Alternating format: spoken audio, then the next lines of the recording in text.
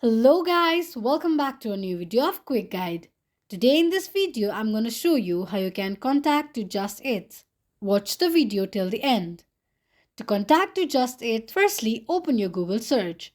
Type in JustEat and make a search. The search results will be displayed on the screen. Click on the first link shown on the page. The official page of JustEat will appear on the screen. Tap on the three lines at the top left corner of the screen. At the end of the page, click on Contact Preferences. You can contact JustEat through Facebook, Insta, Twitter, and so on. Similarly, you can also make a contact with JustEat to know if your order was placed or not, or if the order was rejected.